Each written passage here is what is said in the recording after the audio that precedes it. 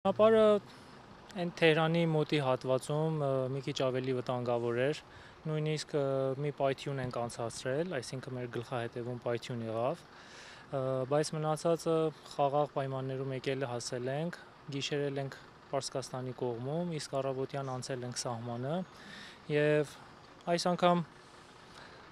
ավելի դյուրին վերաբերմունք ենք ստացել անձնակազմից, Հայաստանի կողմի մասին է խոսքը։ Չէ, մինչև այդ մի քիչ ավելի կոպիտ էին, բայց այս անգամ շատ ավելի հյուրընկալ կերպով։ Մի քիչ տխուր եմ, եթե թողնեք, մի քիչ տխուր եմ, որովհետև մի քանի բաներ ենք լսել, թե ինչպես են վերաբերվել այստեղ պարսիկների հետ,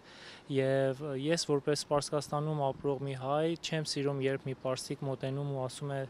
բա ձերոնք մեզ գիտեք ինչ արեցին սահմանում, ինչ մեծ թվերով, ինչ մեծ գումարներով մեզնի բերել հասացրել են Երևան, դա սիրուն տեսք չունի, եթե մարդը փախել է, տուն ու տեղը թողել է, այդպես չեն վարվի իր հետ։ Համենայն դեպս վստահ եմ, որ Պարսկաստանի կողմը ժողովուրդը այդպես չէր անելու եւ ավելի գրկաբաց կընդուներ, բայց անցնենք դրանից, ամեն ինչ շատ արագ կազմակերպվեց, անցանք ու հիմա էլ ուզում ենք գնանք դեպի Երևան։ Այո, ընտանիքս այստեղ են, եղբայրներս այստեղ են բնակվում, ծնողներս էլ այստեղ են, ես էլ հիմա եկել եմ ու մի շաբաթից վերադառնալու գործով եմ եկել։ Ոչ միայն Թրամփին, այլ բոլոր քաղաքական անձնավորություններին մի խառնեք սովորական